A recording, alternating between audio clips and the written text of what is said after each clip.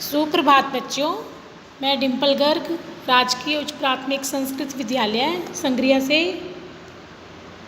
आज हम कक्षा 7 का पाठ 4 कठपुतली जो कि एक कविता है पढ़ेंगे। इस कविता के कवि भवानी प्रसाद मिश्र हैं। आइए इस कविता को पढ़ते हैं। कठपुतली गुस्से से बुबली बोली, ये धागे क्यों है मेरे पीछे आगे, इन्हें तोड़ दो मुझे मेरे पाँवों पर छोड़ दो। कठपुतली, जैसा कि अभी सभी ने कठपुतलियाँ देखी होंगी।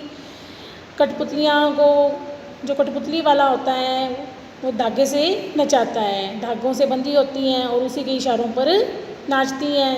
जैसे जैसे कठपुतली वाला अपने हाथों को हिला डुला कर उनसे जैसा मर्जी चाहे अभिनय करवाता है।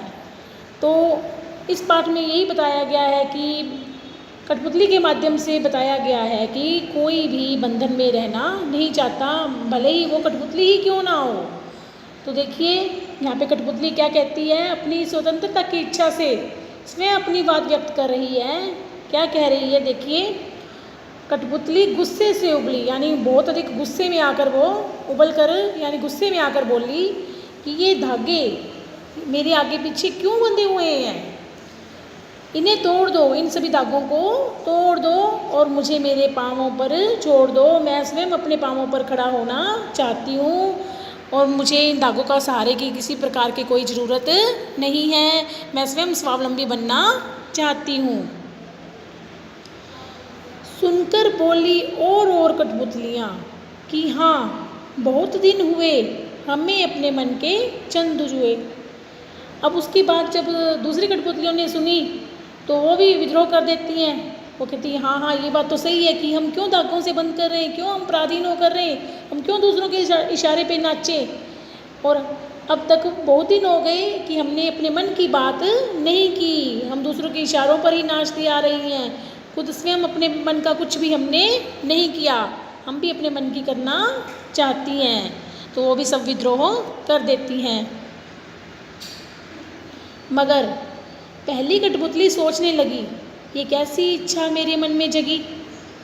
अब जब सभी कठपुतलियों की बात पहली कठपुतली ने सुनी तो वो सोच में पड़ गई कि ये मैं क्या सोचने जा रही हूँ। क्योंकि जब पहली कठपुतली पर सबकी स्वतंत्रता की जिम्मेदारी आती है तो वो अपना कदम सोच समझ कर उठाना चाहती है कि कहीं उसका उठाया हुआ कदम जो है वो गलत ना हो जाए। वो स्वावलंबी तो बनना चाहती है, लेकिन जब सबकी जिम्मेदारी की बात आती है तो वो सोचती है कि कहीं अगर हम स्वावलंबी ना बन पाई और सबकी जिम्मेदारी मेरे पे है तो फिर उसके बाद क्या होगा। और यह सोचकर अपनी इच्छा के बारे में दोबारा सोचने पर मजबूर हो जाती है। तो इस पाठ को सभी बच्चों ने पढ़ना है, समझना है और इसके प्रश्न उत्तर देखने हैं। धन्यवाद।